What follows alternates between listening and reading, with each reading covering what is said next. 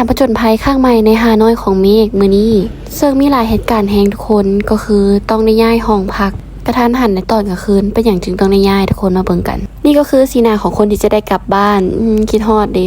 คิดฮอดท่าเหียนน่ะเก็บของลงมาแต่สันหาเรียบร้อยแล้วก็มารอถ่าแท็กซี่ทุกคนนี่เมฆจะขี่คันนี้เลยทุกคนราคา 200,000 ดงต่อคนเนาะเมฆก็มากับอ้าย2คนตุกปริมาณนำแล้วค่ะเหียนเนาะเดินทางจากท่าเหียนไปสู่ฮานอยก็ประมาณ2 ชั่วโมงปลายทุกคนขี่รถออกมาได้น้อยหนึ่งก็คือต้องได้มาแวะครับเดินผู้โดยสารอีกคนหนึ่งโดนโยงเฮียแบบนี้ถ้าบอกดุนแหละธรรมดาต้องลงมาถ่ารถได้เดินทางประมาณ2 ชั่วโมงไปในที่สุดเฮาก็มาฮอดแล้วเขาบอกแท็กซี่พามาพักอยู่แถวคิวรถทุกคนบอกเพิ่นมาพามาซอกโรงแรมเลยกันนี่จะพักโรงแรมนี่เนาะโรงแรมต้นเรื่องเลยทุกคนเฮาเดินทางจากท่าเหงียนมาสู่ฮานอยกับประมาณเกือบ2 ชั่วโมงทุกคนเมกอยู่แถวๆซ่านเมืองนะบ่ได้เข้าในตัวเมืองฮานอยเลยแต่ว่าเมกอยู่ใกล้ๆแถวอันคิวรถมีเพราะว่ามันจะสะดวกเวลาเฮามื้ออันวันอังคารนั่นน่ะหิวน้ำอ่ะซื้อน้ำตุลา5,000 โดน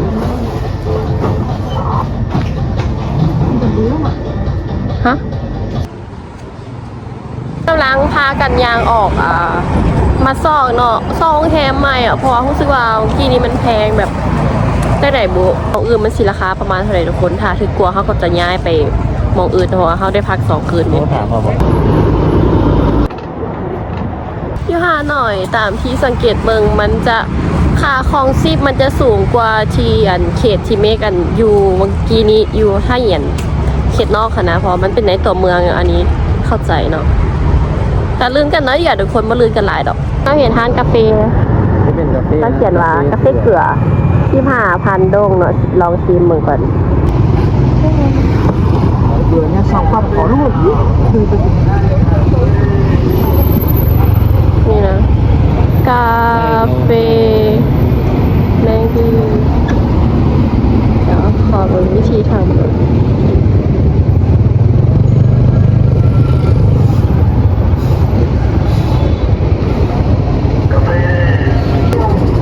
ก็จะพันเลยใช่ของโกโก้กาแฟนี่แหละมาลองซีมกาแฟมึงชินอนรับก่อนแซ่บเลยทุกคนอร่อยนี่เราจะมาเบิงเครื่องอันนี้เขาจะเซียวเครื่องอันนี้น่าจะเป็นคอนโดทุกคนตึกสูงมากตอนแรกคิดว่าห่างได้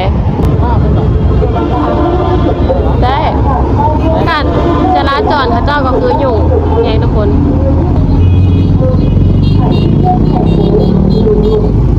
เขาจะปล่อย2 ทางใส่กัน2-3 ทางใส่กันเลยแบบว้าวโอ้ my god ได้ห้องงานแล้วเนี่ยถ่ายไหมโอ้สะอ่อนคนขี่รถจักรมึงไหม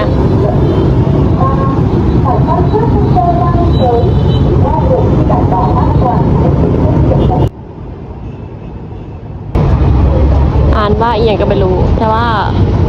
วิวข้างในงามเนาะเขาจะลมควันอะไรก็ไม่รู้น่าจะเป็นซีน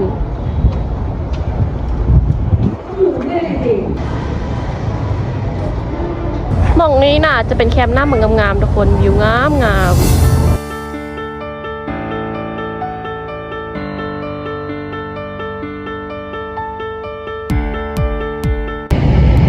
มาแบบมั่วซั่วแต่ว่าแบบบ่มี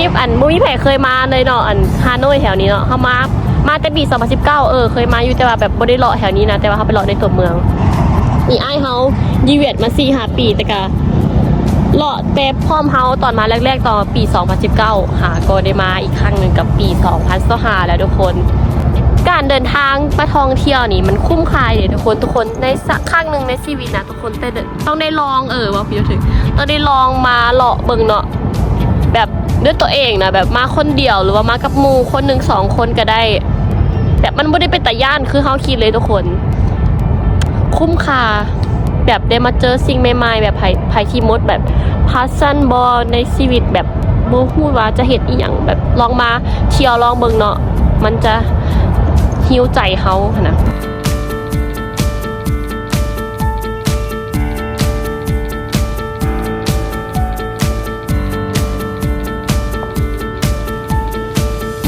แต่ว่าที่รถไฟมา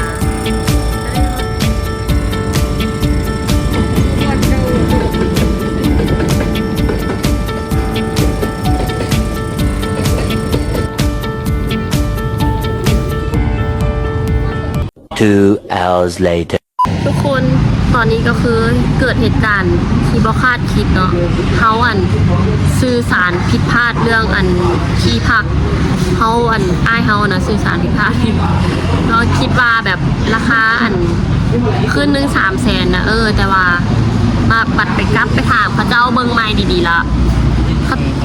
เขาเจ้าไล่เป็นชั่วโมงเขาตกถือขึ้นหนึ่งกับ600,000ถือว่าสูงแพงจริงๆทุกคนเมฆกับลังตกลงกันว่าหรือว่าสิพากันเข้าไปในเมืองฮานอยบอตอนนี้กับลังแวะกินข้าวอยู่เกิดอยู่เพราะว่าเขาเข้าไปห้องพักกันพระเจ้าไล่เป็นชั่วโมงเลยทุกคนอยู่นี่เนี่ยไล่เป็นชั่วโมงชั่วโมงละ30,000 ดงเขาเข้าไปห้องแรมพระเจ้าประมาณ3 โมงเนาะตอนนี้ก็ประมาณ6 โมงไล่7 โมงซะเข้าไปประมาณ4 ชั่วโมงที่เราอยู่4 คูณ 3กับ100,000 ปลายเนาะ100,000พวกเขาน่าจะเซ็กเอาออกมันบ่แล้วเข้าไปอยู่ที่ฮานอยในตัวเมืองพี่น้องใครที่มาเที่ยวก็คือมันเป็นอุทาหรณ์เนาะต้องเบิ่งดีๆก่อนเซ็กราคาดีๆล้มกันดีๆก่อนนะเดี๋ยวจะมาผิดพลาดแบบเมฆอีกใครแดเมฆยังพอแก้ไขได้เลย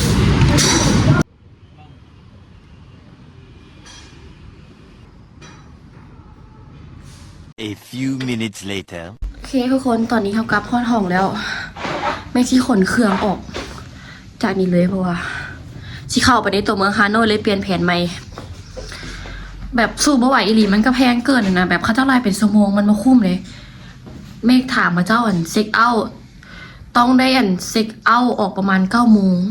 เช้าคันไล่เป็นชั่วโมงมื้ออื่นฮะเป็นมื้ออื่นฮะนะก็คือ400,000 ปลาย430,000 ปลายพันซึ่งมันกับแพงเดี๋ยวเขาสิไปเบิ่งอยู่ฮานอยเนาะเบิ่งจังได๋ก็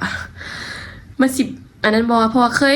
ค่ะก็เคยเจอไล่เป็นชั่วโมงนี่นะพอเมฆเคยมาตอนนั้นก็ไล่เป็นคืนไปสินะมันก็โอเคกว่าที่จะไล่เป็นชั่วโมงมันก็พลาดแฮงสุนิพลาดแฮงแบบคือว่าเนาะเด็กน้อยแบบเขาบ่ค่อยมีประสบการณ์อหย่างแบบพากันมากับอ้าย2 คนแบบต่างคนต่าง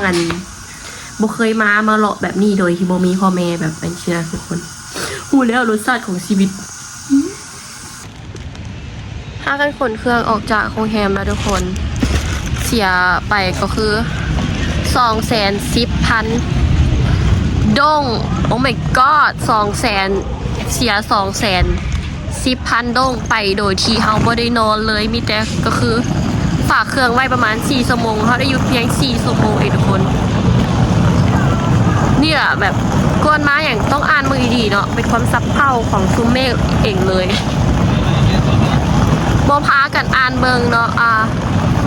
ก็เขาเจ้าก็ไล่เป็นชั่วโมงอยู่แต่ว่าค่าเปิดห้องไปหันก็ต้องได้จ่าย150,000เปิดห้องนะคือว่าเสียค่าโง่ไปทุกคนคือว่าเป็นบทเรียนเนาะจิวไว้แบบนี้เสียดายเงิน200,000 ปลายยังไม่ได้นอนเลยซ้ำ นี่เนาะเฮาก็ได้รถแท็กซี่เพื่อที่จะไปที่ในตัวเมืองฮานอยเลยเนาะทุกคนพาเมฆจะไปพักอยู่แถวที่ Royal City เลยราคา50,000 ดงต่อ2 คนทุกคนถือว่าโอเคเนาะเขาก็ขี่รถเข้าไปเลย24 hours later. ทุกคนตอนนี้เมฆได้ห้องแล้วเมื่อยสภาพลิฟต์บริษัทห้องก็ประมาณนี้กะตามสภาพเนาะ250,000ถือว่าถูกสุดเลยราคานี้250,000ไปถามโรงแรมโลลูก็คือ450,000 หม่องที่เมฆพักอยู่มันจะเป็นแบบหม่องพักคล้ายๆแบบเฮือนแบบทุกคนนั้นเป็นตึกขนาดทุกคนเด้เป็นเฮือนเขาเจ้าแล้วเขาเจ้าเฮ็ดแบบบ้านพักสินะ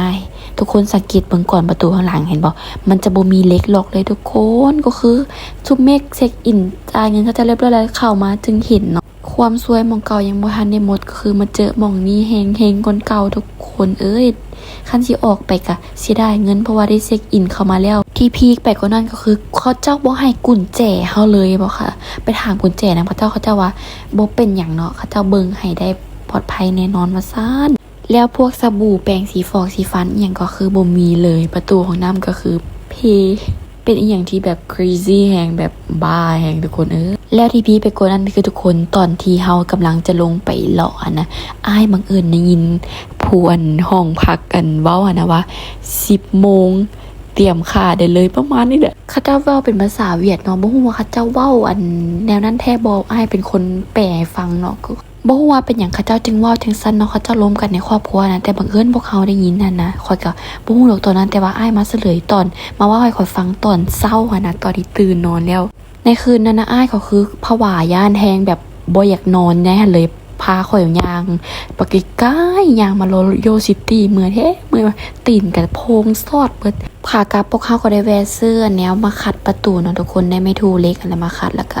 อุปกรณ์ป้องกันตัวเองหลายอย่างอะไรเป็นแต่ย่านแฮงทุกคนอย่าหาพักมองดึกๆเด้อทางที่ดีก็คือไปหาพักมองที่มันแพงๆแต่ว่าปลอดภัยดีกว่าเมฆสิจื้อไว้บัดนี้นะอีหยังก็อย่าต้องความปลอดภัยต้องมาก่อนที่หนึ่งแต่ว่าในคืนนั้นก็บ่ได้เกิดอีหยังขึ้นเนาะทุกคนบ่มีเรื่องอันที่อันเป็นตาย่านแต่ว่าพวกเขาคิดไปเองมั้งพวกระแวงไปเองแต่ว่ามันก็เป็นตาย่านอีหลีทุกคนเป็นทุกคนก็ต้องคือเมฆแหละ 24 hours later. รอดแล้วจ้าทุกคนตอนนี้ก็เป็นเวลาประมาณ7 โมงยังย่านแท้ย่านวะ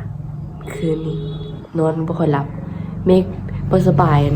ตื่นทิศแล้วไอเบิดคืนแบบเธอสินอนได้นะเสียงกับเปลี่ยนเป็นทิศแหละยังบ่ทันได้เซาไปทุกคนไผมีวิธีแก้ไอคอมเมนต์แหน่แบบไอเป็นตะซังอีเด้ไอแบบเป็นสุดแบบไอแบบคันคอแฮงค่ะนะ